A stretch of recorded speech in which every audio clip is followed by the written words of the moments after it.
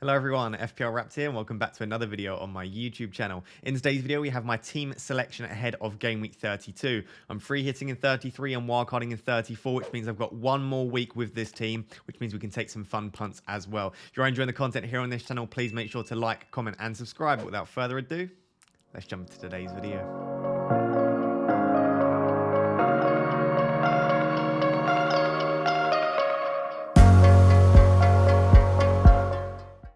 Very quickly, because I don't think anyone cares particularly anyway, but here is my Game Week 31 team. Here's how it's gone thus far. I am recording this in the evening just before the Everton-Burnley game, which means I don't know how Gordon's got on. I'm assuming it's a 1 or 2 pointer at best, in which case my rank shouldn't change too much, assuming that Weghorst doesn't bang in a hat-trick, which I'm sure a few of you will hope that he does. So at the time of recording, currently sitting at 43k. It's about a 5k red arrow. Another pretty poor week for me. I was at about 31k a couple of weeks ago, so I need to try and stop the rot now. Hopefully 32 will be a decent week, although the team's not set up that fantastically. The two transfers that I made were to bring in James and Cancelo for Saiss and Trent. Saiss and Trent both didn't play, right, which was fantastic. We expected Saiss to start, to be honest, but he didn't play. Trent obviously wasn't quite fit enough to play. James played and Cancelo played. James unfortunately didn't start. He come on, got a 0 pointer due to conceding a couple of goals, and then Cancelo got a clean sheet with no bonus. That wasn't too bad, if not for Doherty. So as you can see, bringing in James and Cancelo did mean that I ended up benching Doherty for 14 points.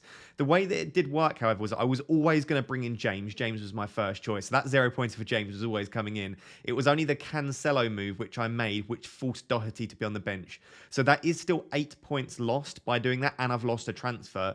It's not as bad as literally a straight shootout between Doherty and James, though, because like I said, James was always coming in. The shootout's actually between Cancelo and Doherty. So I'm 8 points down and a transfer down by making that Cancelo move. But to be honest, in my head, I was thinking, do you know what? I think Tottenham will probably concede to Newcastle, and as a result, I don't think Doherty, even if he gets an attacking return, is going to score too many points. Of course, he got 2 attacking returns and full bonus, giving him 14 points. So that was a bit of a sucker punch, considering I've had Doherty for a few weeks now, and he got a couple of pretty poor returns for me.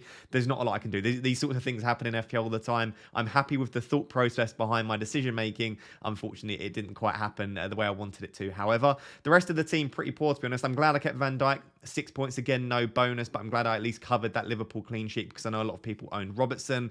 And then Salah blanking, getting a 3-pointer. Kane only getting 4 points. Saka and Lacazette both blanking. Rafinha and Kulusevski getting a single assist each. So the team didn't do very well at all. Quite luckily, though, it was a relatively low-scoring week. So my 38 points didn't end up being too bad thus far, because most people only scored about 45 anyway. So well done if you had a great week. Hopefully, Gordon can do something for me tonight. If Gordon gets a goal or an assist or something, then I might only be ending up on sort of a 2 or 3 point red arrow, 2 or 3k red arrow. What I don't want is Weghorst to score. So apologies if you've got Weghorst. I'm hoping he doesn't do anything too crazy. At the time of you watching this, you'll know, and I'm sure he probably went crazy knowing how my luck's been recently. But fingers crossed, Gordon gets something, Weghorst blanks, and I assume I'll be at around 43 to 45k by the end of this game week. Let's move on to game week 32.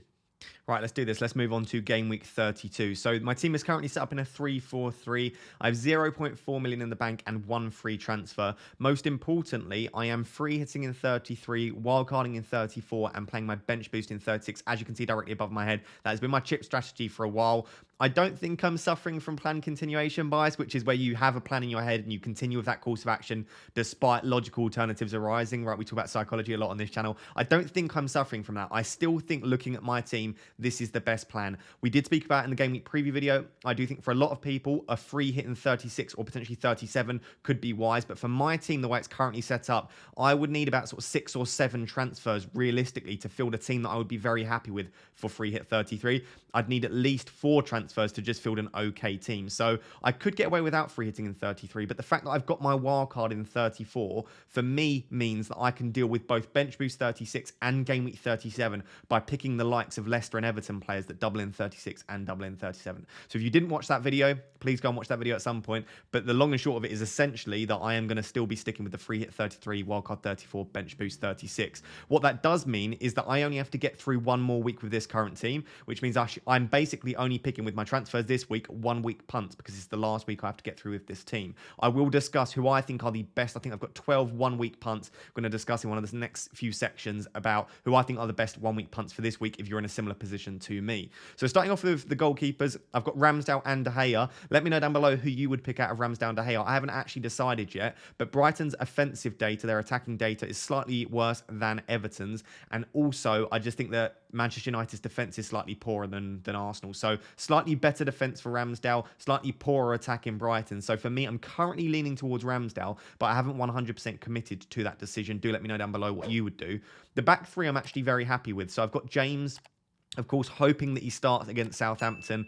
We just don't know, really. James, I think, will be slightly saved for the Champions League for the remainder of the season. I have to decide if I still want him on my wildcard 34. But I just think the attacking potential is there, that you play him every week no matter what. And Chelsea just looks so much better when James is in the team. Even after he came on, I know they continued to concede goals against Brentford, but they did look better with James on the pitch. So we'll have to wait and see there. But I do think that James will play against Southampton. You've then got Doherty against Aston Villa. I'm not going to make the same mistake again. I'm going to be playing Doherty this week. Hopefully, fingers crossed, he can come out with something close to those 14 points that he did in game week 31. His expected goal involvement is actually 0.47 for Doherty, which is better than most attackers in my team in an FPL at the moment. So fingers crossed he can continue to deliver some attacking returns. And then I do have Cancelo. Now, of course, Cancelo against Liverpool isn't the best fixture that you could hope for, but Manchester City still have the best defence in the league by some distance. Cancelo still has pretty good underlying data, about sort of 0.25, 0.3 expected goal involvement per 90. And he's a bit of a bonus points monster when he does keep clean sheets or get any attacking returns. So I'm still perfectly happy having Cancelo, of course, even though it's not a particularly ideal fixture. My fourth defender is then Cody, who I've currently got first sub. I think it's the Friday night game for Newcastle and Wolves, so I wouldn't mind starting Cody there, but I also am perfectly happy keeping him as my first sub and having a good backup sub just in case any of my players don't play. For example, in case James doesn't start and doesn't come on at all, which I don't think is likely, but I do have Cody there as an option. And then the fifth defender is actually Virgil van Dijk.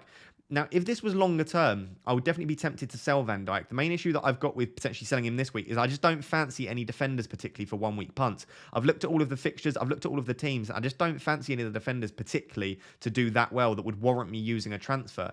The only reason that I might sell Van Dijk is, of course, he's about 6.7 million. So if I sold him for someone such as a Simicast, that could give me as much as £3 million to play with to then upgrade one of my attackers or one of my midfielders. So I might end up selling Van Dijk anyway, but if I do sell him, it would be selling him all the way down to a cheap defender in order to allow me to bring in a slightly better midfielder or forward. So that's the only reason I would sell any of my defence.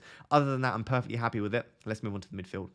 I should note, of course, the fact that I said I'm recording this before the Burnley-Everton game also means I'm recording this before Chelsea's Champions League game against Real Madrid. So I think we'll have a much better idea as to whether James will be starting at the weekend based on how many minutes and how he looks against Real Madrid. Of course, if he gets 90 minutes, looks absolutely fatigued by the end of it, maybe we're less confident that he starts. I think the ideal situation for FPL, at least, would be about 70 minutes, looks really good, and then comes off before any sort of injury. So we'll have to assess how that goes tonight. Of course, by the time you're watching this, we will have better an idea of how many minutes James has played and the likelihood of him starting against Southampton. Moving on to the midfield, I'm perfectly happy with those three mid-priced midfielders. Saka against Brighton, I actually think is a decent captaincy shout, although across the season, Brighton's defensive data has been a lot better than it has been recently, and therefore you would expect that at some point in the near future, maybe Brighton start to tighten up again. Rafinha, I actually think is a very good captaincy shout, and we're going to discuss captaincy in the next section, but I think the fixture in particular against Watford is very nice for a Rafinha captaincy. So if you do want to continue to back the decent underlying data that Rafinha's got and the poor defensive data that Watford have, I do think Rafinha's an outside shot for captaincy. I've then got Kulusevski. I think Tottenham are going to continue to chase down Tottenham and push for that top 4 spot, of course, and I just think that Kulusevski, Son and Kane, as a result, are going to continue to start until either Tottenham lock down 4th or they can no longer get 4th, which I think will go on probably until game week 37, game week 38. So I'm really happy to own Saka, Rafinha and Kulusevski this week. Then I've got Salah. Of course, Man City is not an ideal fixture. We spoke about that with Cancelo, but Salah still is putting up pretty decent underlying data. Over the last 6 game weeks, he is top of the Premier League for expected goal involvement per 90. That, of course, does take into account a couple of penalties, but Salah is still Salah. He is on penalties. He's still playing for the best attack in the league in Liverpool, and I still think that Salah could score against anyone. So I'm perfectly happy keeping Salah. I think if by game week 34 and I play my wildcard, if he's continuing to look quite fatigued, continuing to struggle, there is something to be said for potentially switching to De Bruyne. But for now, It's not worth losing the money on him, considering I'm going to free hit 33. I can then reassess if I want to take him out of my wildcard in 34. For now, I'm going to be keeping Salah. That just leaves the fifth and final midfielder being Gordon. Gordon, I would actually be perfectly happy taking out. The issue is that I only have 0.4 million in the bank. So if I want to take Gordon out, it has to be for a cheap midfielder, or I then have to take out either Van Dijk or another player to get funds to upgrade Gordon, which we're going to discuss in the 1 week punt section. The midfielder that I am looking at, just as a little teaser, is Elanga, because I can go from Gordon to Elanga in one transfer. So I'm going to consider doing that because I think he's probably the best sort of cheap midfielder at that price. Outside of that, perfectly happy with the midfield. Like I said, Gordon to Elanga's one, and then Gordon up to a mid-price midfielder by downgrading Van Dijk are the options that I'm currently considering. Let's move on to the 3 strikers now. Right, to continue watching the video, you've got to promise not to laugh at my 3 strikers, or 2 of them at least. So I've got Kane. Everyone pretty much owns Kane. If you don't own Kane, I still don't think it's too late to bring him in. I think Aston Villa and Brighton in the next 2 weeks is pretty good. He then, of course, doubles in 36, and in 37 and 38, Tottenham actually have the best fixtures in the league. So I don't think it's too late to bring Kane in, and I'm pretty sure that I will own Kane for the remainder of the season, despite the fact that some other teams have slightly more fixtures to play. I've then got Lacazette, who's still continuing to put up pretty decent underlying data. Of course, when he does get a return, it tends to be assists, but he is still on penalties, and he does still have pretty good creativity threat. He just doesn't tend to score that much at the moment. But I do think that the underlying data suggests that he still has the opportunity to score, and that he could potentially score in the upcoming game weeks at least. He's slightly underperforming his expected goals. That being said, Nketiah always looks good when he comes on, and I was discussing this with my brother-in-law who's an Arsenal fan, and he said he's got a feeling that Nketiah might start the next game. That could be at the expense of Saka. It could, at the expense of Lacazette, I should say. It could be alongside Lacazette to potentially just give him some support up top. I don't know, but to be honest, I still doubt that I'm going to be taking out Lacazette. Brighton's defensive data over the last few weeks has been quite poor. Like I said, across the season, they've actually been pretty decent, but I just don't think there are that many strikers that I would want enough to take out Lacazette for this week when I think he's got a decent enough fixture. So on my wild card, I don't think I'll own Lacazette. I might not even own Lacazette on my free hit 33, but I think for this final week, I've owned him for about 7 or 8 weeks now. I think I'll keep Lacazette for 1 more week. The third striker is Josh King. Now, I like the fixture for Josh King against Leeds at home, but Josh King is not starting for Watford at the moment. It tends to be Cucho Hernandez up top. They've got Sarr. Dennis, he was even benched in game week 31, but I think it's more likely that we'll see sort of Cucho, Sarr, and Dennis up top for Watford. I've got a feeling that King will continue to be benched. That being said, it would be very frustrating if I finally take King out after owning him for about 12 to 15 game weeks now, only for him to then eventually start. So I would probably end up either benching King or taking King out. I don't think I'll end up starting King. It does feel a little bit of a sideways move to go from King to Cucho, but if Cucho's going to start, it is a very nice fixture in game week 32. And to be honest, similarly to the Gordon situation, if I am to take King out this week, pretty much my only options are Mateta and Cucho, who we discussed in the game week 32 preview video. So if I take King out in just one transfer, it's going to be Cucho or Mateta. Outside of that, I could downgrade Van Dijk once again and then upgrade King to a mid-price striker, but there aren't really that many options up top that I really want. So all of that together, I think realistically, I'm going to be using at least 1 transfer. It's probably going to be 2 transfers. And most realistically, I think it's going to be Gordon coming out for a slightly better midfielder. We're going to discuss 1 week punts in the next couple of sections.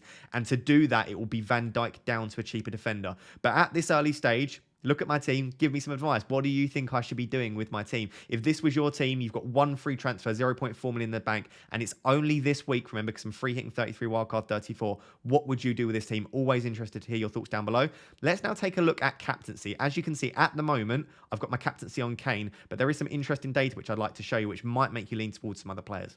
Right, guys, so let's look at captaincy for game week 32. As you can see, there's a very cool graphic on your screen, and that is because for the back end of the season, I'm actually partnering up with Fantasypaedia. So over on Twitter, if you just type in @Fantasypaedia or click the first link in the description, that will take you over to their Twitter page. They're creating some super cool graphics and some super cool content, and it just perfectly aligns with what we create on this channel and the sort of stuff that we like to look at on this channel. So we're going to partner up together, going to show off some of their graphics, and hopefully it will inform us on our decision making. And if you followed the channel for a while and you followed the game week preview videos in particular for a while, we actually used to do exactly this in the captaincy section of those videos. So we used to look at where some of the defenses were conceding most of their chances from, and as a result, it would actually advise us who we should be captaining. So what Fantasypaedia have looked at here over on their Twitter is 4 of the key matchups: Manchester United, Everton, Arsenal, Brighton, Leeds versus Watford, and Tottenham versus Villa. And Everton, Brighton Watford and Villa in particular, they've looked at where they are conceding most of their chances from, which might inform us which players to pick, because they might be able to get quite a lot of space and create quite a lot of chances and maybe get some shots off on goal from those positions. So as you can see, starting with the Manchester United versus Everton matchup, if you were potentially looking at a Manchester United player, Everton are actually conceding most of their chances down the left-hand side. So you can see with that arrow, they've actually conceded 93 of their chances through the left-hand side. What that suggests is that they're probably giving up quite a lot of space to whoever is playing on the left wing for Manchester United, and that is actually Jadon Sancho. So if you own Jadon Sancho in your team, or potentially you're looking to bring him in, it doesn't necessarily need to be for captaincy, but this would suggest that Everton are quite weak on their right flank, and therefore Sancho might be getting quite a lot of space on the left flank for Manchester United. So from that matchup, I do think that Ronaldo and Bruno are fantastic options, but as you can see here, Sancho might get a little bit of space on that left-hand side, and that might be a fantastic option as a result. In the Brighton versus Arsenal fixture, Brighton have actually conceded 102 chances through the centre of the pitch. So as you can see with the arrow in the centre of the pitch, so that would suggest that potentially Ødegaard might get a little bit of space in the centre, and maybe one of the main reasons that I'm looking to potentially keep Lacazette is that Lacazette might actually get a little bit of space if he does start and play against Brighton there through the centre. So again, I'm not saying that Saka's a bad option by any means. Saka's still putting up pretty good underlying data, as is Martinelli and Smith Rowe. But it does look like Brighton are conceding most of their chances through the centre of the pitch. Very interestingly here, and this is why I said Rafinha might be a good captaincy option, and why you can see Rafinha on your screen. Rafinha's actually, I should say, Watford have conceded 119 chances down the opposition's right flank. So from their left-back position, they've conceded 119 chances. That is exactly where Rafinha picks up the ball. If you look at the chances conceded touch maps as well, the chances conceded maps, I should say, Rafinha is going to get a lot of joy down that right flank for Leeds, according to the data anyway. So if you do fancy going for Rafinha, if you don't think he's been too much of a troll recently, he should be getting a fair bit of space against that Watford team. I would say that a lot of those chances conceded were in the first half of the season when they were playing the likes of Danny Rose at left back. But by any means, I would say that it's definitely not worth selling Rafinha this week, and he could be an outside shot for captaincy. And then with respect to the Tottenham versus Villa game, again, it's the same side as we just said with the Watford Leeds game.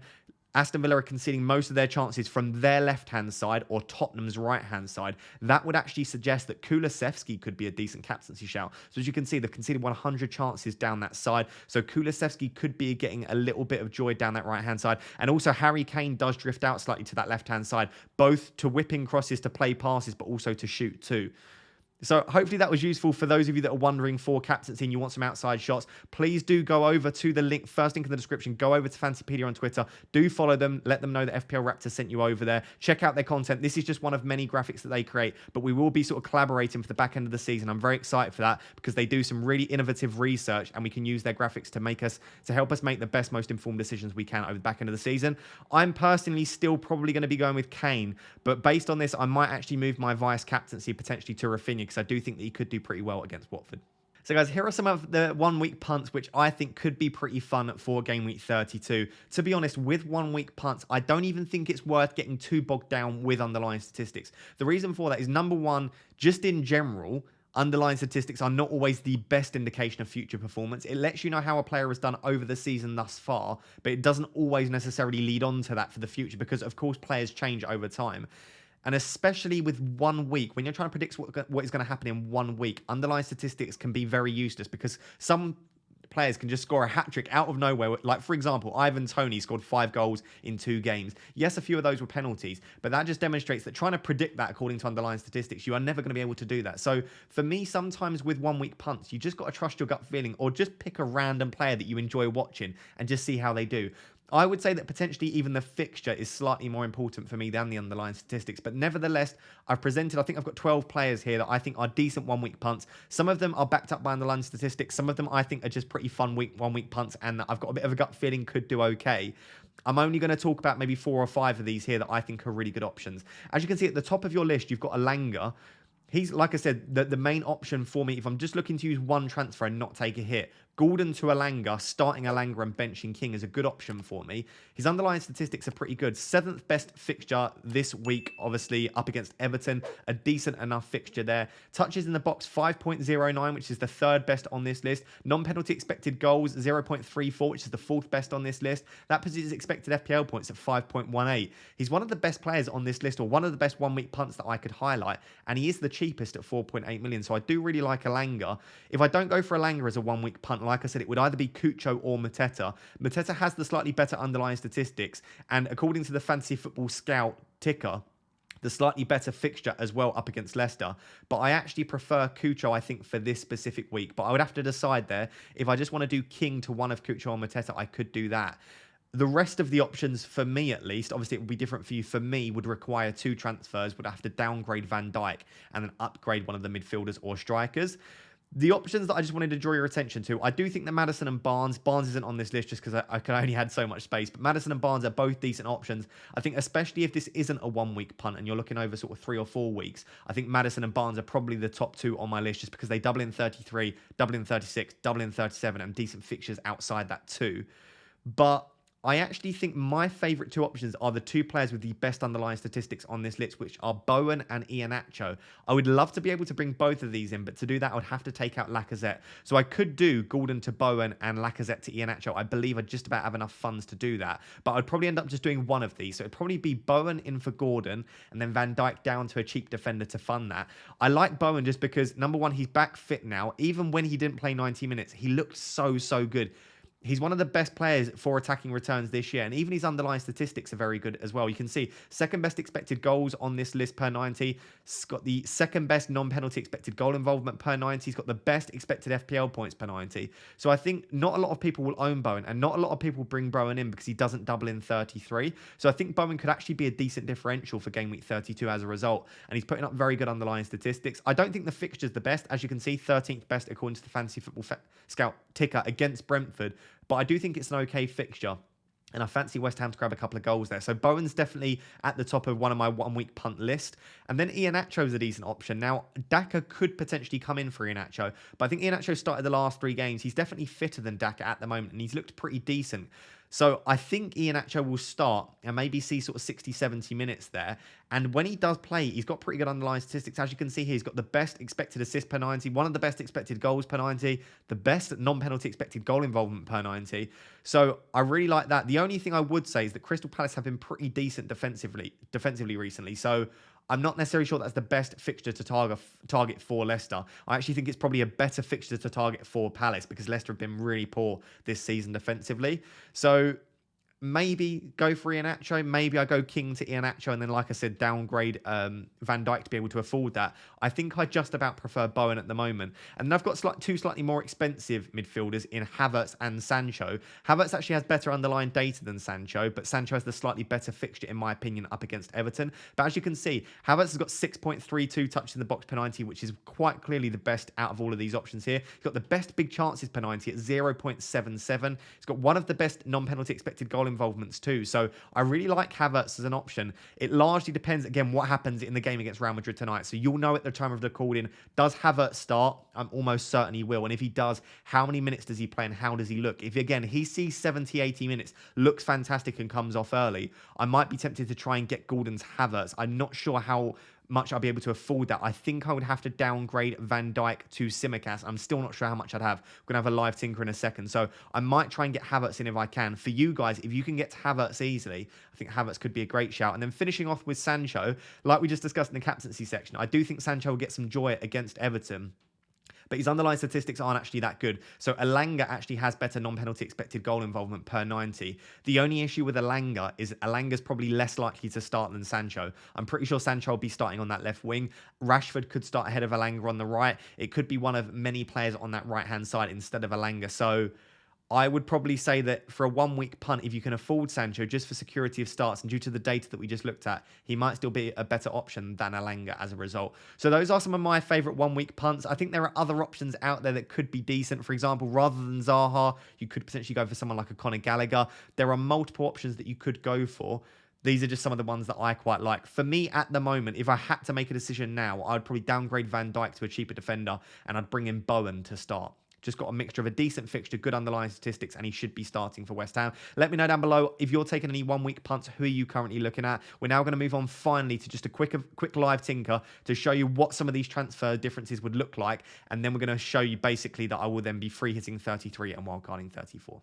So guys, as always, just going to finish off with a little bit of a live tinker just to show you some possible transfers that I could make this week going into 33, 34 as well. So what I've done here just to start with is the sort of easy transfer where I don't take a hit and I just sort of rock with the team I've got. One final week, hopefully don't get a big red arrow into free hit wildcard bench boost, hopefully push towards that top 10k. And that transfer is, as I said, Gordon to Elanga. Now, I can either do the Gordon to Elanga or I could do the King to Cucho or King to Mateta. It doesn't have to be Elanga, but those are really, looking at my team, the 3 transfers that I have as options in my personal opinion. But as always, let me know down below if you have any better ideas. So if I do make that, that's the way the team would currently look.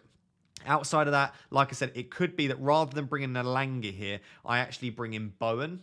And then I downgrade Van Dijk to anyone it could be. It would probably be like a Burnley defender, someone like Charlie Taylor I could do, and then I'll put him first sub against Norwich or second sub.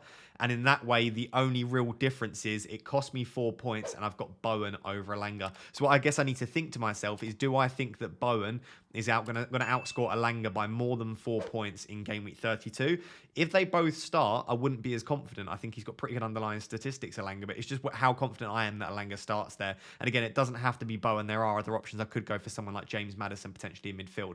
So that's the way the team looks for 32. What I wanted to just quickly show you, because I have so many people ask me, is roughly what am I looking at for a free hit 33. This is not set in stone at all. I have lots of possible drafts, but this is along the lines of what I'm potentially looking at for game week 33. Now, it should be noted, sorry, the captaincy wouldn't be like that. It would probably actually be on Ronaldo. I'd have to have a real think about that. This is my non-KDB draft. So as you can see, in this draft, I've actually only got 2 single game week players. Those are Cancelo and Harry Kane. I do have a KDB draft. What it means is that I end up having to drop Maddison or Barnes, so one of the Leicester players. I have to drop Evans to Fofana, and I have to go very cheap on the bench. Outside of that, the team doesn't change too much. Oh, and I drop St. Maximan as well. So I have to downgrade a few other players. It means I don't get a decent sort of third striker. I have to drop one of the Leicester boys. I have to drop Evans, who I think is the more nailed starter, to Fofana and go for a weak bench if I want to try and get KDB in there. I do think it's a good fixture. Obviously, I've got Cancelo and Kane. They're both playing Brighton at home. So would KDB as a result. So I do think it's a good fixture to have him, but I'm not necessarily desperate to get him in.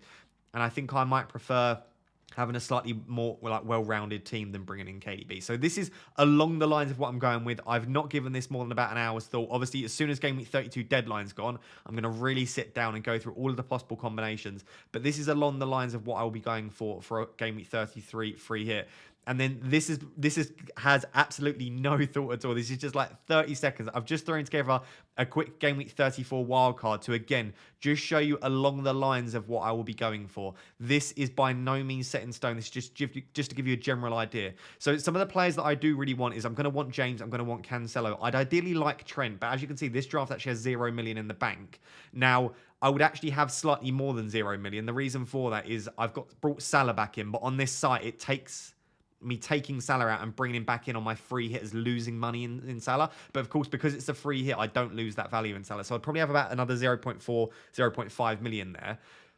I do think I want to keep Salah and Kane as my 2 premiums. Again, I would love De Bruyne, but I don't think I want De Bruyne instead of Salah or instead of Kane. And trying to fit a 3rd premium in, as well as some premium defenders and the players that I want for a bench boost, it just doesn't work. So I'd want James, I'd want Cancelo. I think Schmeichel's probably the keeper I'll be going for just because he doubles in 36 and 37. I could potentially go for Pickford if I wanted to. Mendy's another option too. They're just, of course, Mendy's quite expensive in there. Ederson's another decent option. I quite want Matty Cash because they've got the double in either 37 or 35 and also 36 too.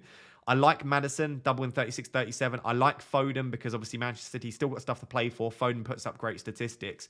I've then got Watkins in there as a mid-price striker. It could be Watkins. It could be Calvert-Lewin. I could potentially go all the way down to Mateta. The reason I don't like Mateta is he's only got the 1 fixture in game week 36. And of course, there's a small chance that he is rotated for that, in which case I end up losing a player completely for my bench boost, which I'm not too keen on. With respect to the cheaper players, I've got Foster at the moment. I would like the Foster to be someone like Pickford potentially as my 2nd keeper. But really, realistically, I can play Schmeichel every week apart from game week 36 bench boost, and in which case Watford double anyway. So I've currently got Foster on the bench. I've got Cucho on on there as well for the same reason. And then I've got Fofana and Gordon as 2 cheaper players. Again, I'd much prefer Fofana being someone like Evans, but I can't quite get up there. And Gordon obviously isn't ideal, but again, decent for a bench boost. So there are a few sacrifices I've had to make here, and I do question whether maybe dropping Foden down to a slightly cheaper player would allow me to upgrade a couple of the others, or potentially, like I said, if I do Watkins to Mateta, yes, I'm sacrificing an extra fixture in 36, and also, not in 37, sorry, because Mateta will have the double. I'm sacrificing an extra fixture in 36, but that would give me an extra about £2 million to play with and spread out. The reason that I've set up with a team roughly looking like this, as you can see, decent enough for 35. Team's actually looking very good for 35. I could bring Cucho in for Maddison if I want to. If I fast forward to 36, assuming that Man City do get the double, again, it could be in 36, could be in 37, my bench boost would look like Cucho, Gordon, Fofana, and Foster, all with double game weeks, all with pretty good double game weeks as well. Even if City don't get the double, then I can just, like I said, my bench boost would then just have Foden and Cancelo alongside Cucho and Foster. So the bench boost would look very good, and that's without using any transfers. I could potentially make further transfers if I wanted to. Just to fast forward to 37 then, if City don't get the double in 36, they do get the double in 37. And what I've got is I've got Schmeichel, James, Fofana, Cash, Maddison, Gordon, Watkins, Foden, and Cancelo. Maybe not Foden, Cancelo. So I've got between sort of 7 and 9 double game week players. And again, if I want to, I could then make the switch at this point to do Cucho to Mateta, just as an option if they do have the double in 37. And in doing that, I'm going to have another player for game week 37 as a result. Of course, budget's a little bit tight here, but you get the general picture of what I'm trying to get at with the team that I've currently set up. So that's a general idea of what I'm going for the back end of the season. Like I said, 32, it's going to probably be either Elanga in for Gordon or King or Cucho / Mateta in for King. Outside of that, it would be 2 transfers, taking a -4 to probably bring in Bowen into midfield. 33 is going to be a free hit of some kind along the lines of this, but I'll give it some more thought. There will be a free hit video out next week. And then 34 is going to be a wild card to set up for bench boost 36 and also set me up quite well for game week 37 doubles as well. So that's the general plan. Let me know down below what you think of my plan, if there's any players that I've been missing out, both for 32 and long term as well. Always interested to hear your thoughts, but hopefully that gives you a bit of an idea about how I plan on navigating the back end of the season. So guys, there you have it. That is my Game Week 32 team selection video. Bit of a discussion around captaincy in there in collaboration with Fantasypaedia. Also got some 1 week punts, then a bit of a live tinker at the end to show you my general plan, my chip strategy, and how I plan on navigating the back end of the season. If you are enjoying the content here on this channel, please do remember to like, comment, and subscribe. I massively appreciate the support. Completely free for you to do, very easy for you to do, but it massively helps support the content creators that you do watch. If you are interested, we are doing a live stream tomorrow. It's going to be about 11 a.m. till 1 p.m. We're going to do a 2-hour sort of lunchtime stream because I'm unavailable in the evening. I also think it suits quite a few people on their lunch break being able to watch a live stream before the deadline in the evening. So do tune into that, 11 a.m. GMT. We're going to do a live stream, talk through all of the potential options for the upcoming game week, and I'll give you an update on what my current transfer plans are. But until next time, guys, thank you so much for watching. Cheers. Bye-bye.